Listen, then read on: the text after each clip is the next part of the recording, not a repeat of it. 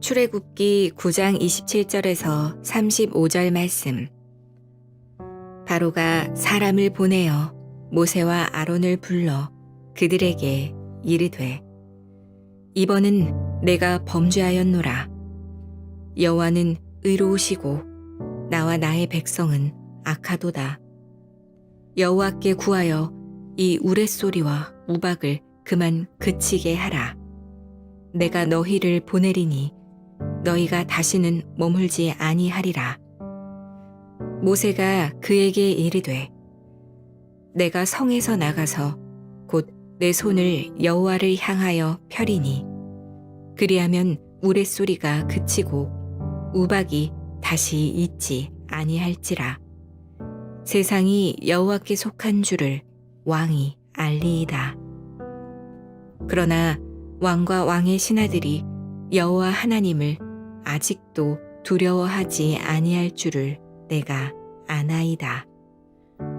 그때에 보리는 이삭이 나왔고 삼은 꽃이 피었으므로 삼과 보리가 상하였으나 그러나 밀과 쌀보리는 자라지 아니한 고로 상하지 아니하였더라. 모세가 바로를 떠나 성에서 나가 여호와를 향하여 손을 펴매 우레소리와 우박이 그치고 비가 땅에 내리지 아니하니라. 바로가 비와 우박과 우레소리가 그친 것을 보고 다시 범죄하여 마음을 완악하게 하니 그와 그의 신하가 꼭 같더라.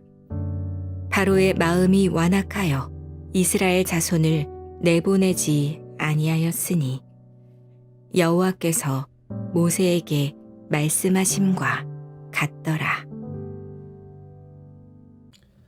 샬롬. 오늘도 하나님의 말씀으로 하루를 시작하신 여러분들에게 하나님의 은혜와 평강이 충만하게 넘치시기를 간절히 축복합니다. 2025년 6월 9일 우리 월요일 출애굽기 9장 27절에서 35절 말씀을 가지고 이번만이 아닌 참된 회개로 라는 제목으로 함께 말씀 나누도록 하겠습니다. 어느 교도소에서 있었던 이야기입니다. 오랜 수감 생활 끝에 가석방 심사를 앞둔 한 재소자가 교도소 담당 목사에게 말했어요. 목사님, 이번만 무사히 넘어가면 진짜 잘 살겠습니다. 착하게 살겠습니다. 목사가 미소를 띠면서 되물었다고 합니다. 그 말을 몇 번째 하시는 거죠? 재소자가 머쓱하게 웃으며 말했습니다. 한 10번쯤 되는 것 같습니다. 회개는 입술로만 반복되는 약속이 아닙니다. 참된 회개는 단순히 위기 앞에서 드리는 고백이 아니라 인생 전체, 나의 존재 전체가 하나님 앞에 항복하며 엎드리는 것이죠. 성경에도 이런 거짓 회개의 전형적인 예가 나오는데 오늘 바로 본문의 바로 왕입니다. 출애굽기 9장은 7번째 재앙인 우박 재앙의 장면을 담고 있어요.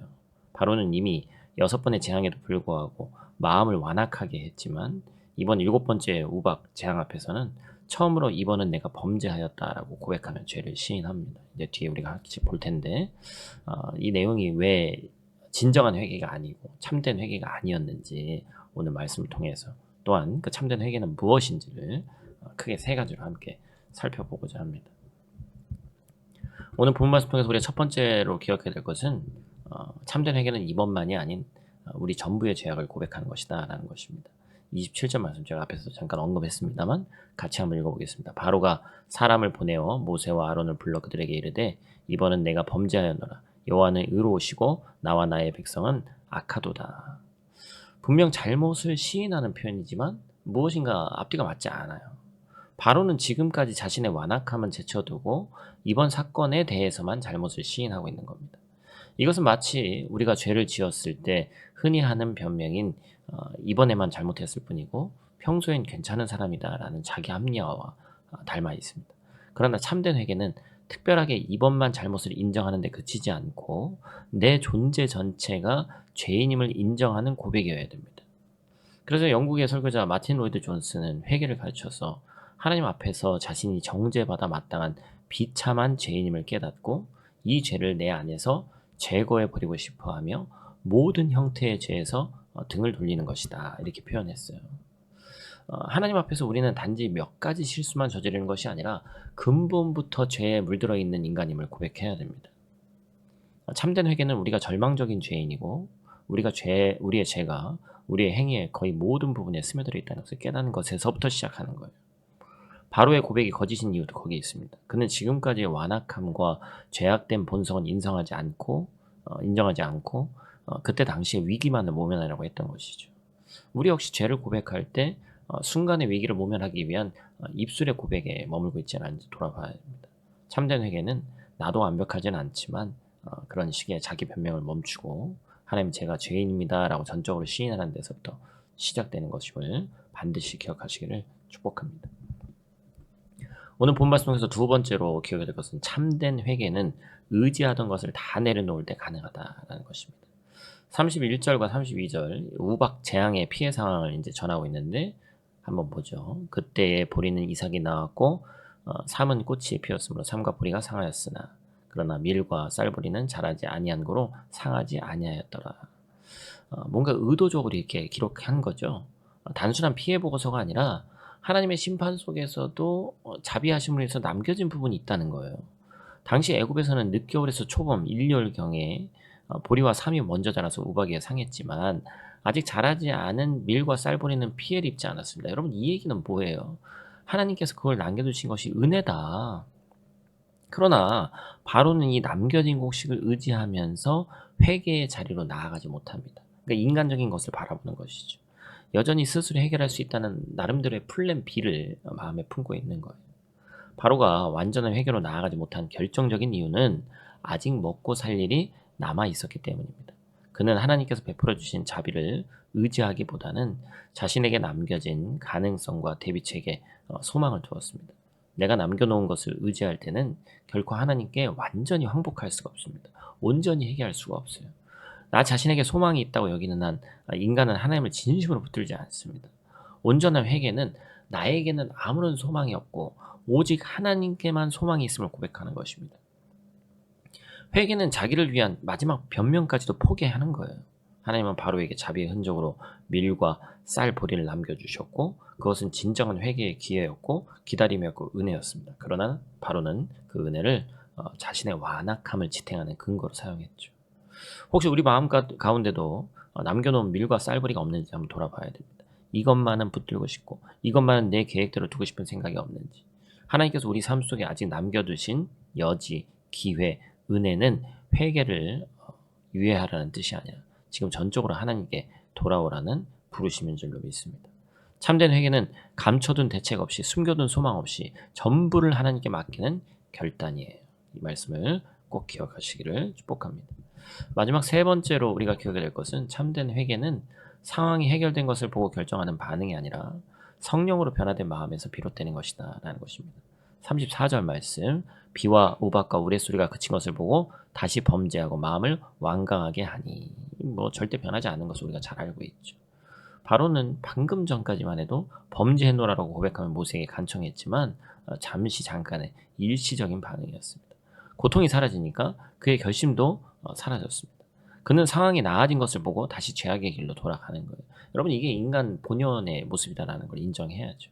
위기 앞에서는 눈물을 흘리며 하나님 앞에 엎드리지만 상황이 조금만 호전되면 언제 그랬냐는 듯이 다시 죄의 자리로 돌아가는 것입니다. 교회 안에서도 이번만 회개하는 사람들이 많습니다.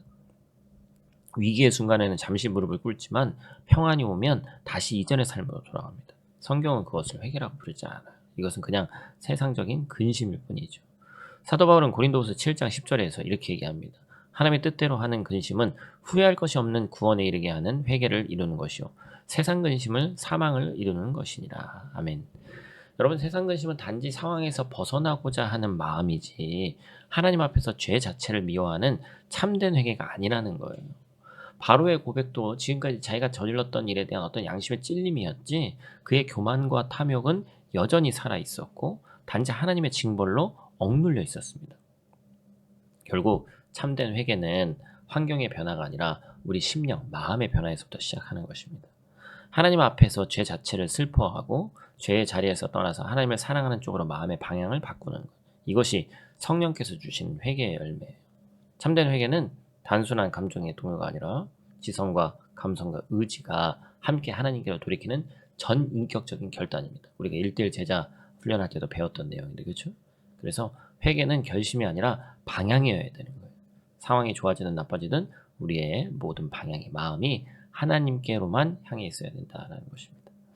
말씀을 마칩니다. 우리가 어떤 회개를 하고 있는지 돌아봐야 됩니다. 성령의 은혜로 완전한 항복의 회개가 우리 삶 가운데 일어나서 나의 남은 인생 가운데 남은 것들, 내 눈에 보이는 의지할 만한 것들을 붙드는 인생이 아니라 하나님만을 전적으로 의지하는 인생 살기를 주님의 이름으로 축복합니다. 참된 회개는 끝이 아니라 하나님께서 우리를 새롭게 다스리시는 시작인 줄로 믿습니다. 그 새로운 시작이 오늘 이 아침 지금이기를 주님의 이름으로 축복합니다. 우리 다 같이 있는 자리에서 함께 기도하고 마치도록 하겠습니다.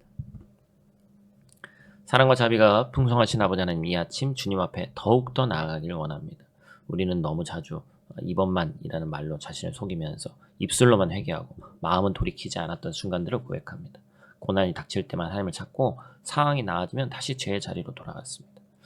바로처럼 남겨진 소망과 대비책을 의지해서 하나님께 완전히 항복하지 못했던 우리의 교만한 마음을 이 시간 주님께 드리길 원하오니, 주님, 우리 안에 아직도 붙들고 있는 세상적인 밀과 쌀벌이가 있다면 그것까지도 온전히 내려놓고 주님만 의지하는 오늘 하루, 이번 한 주 될 수 있도록 하나님 도와 주시옵소서. 이 아침 주님 앞에 완전히 항복하며 새 출발하는 은혜를 누리게 하시고 오늘도 하나님만을 의지하는 하루 되게 도와 주시옵소서. 예수님 귀하신 이름으로 기도드립니다. 아멘.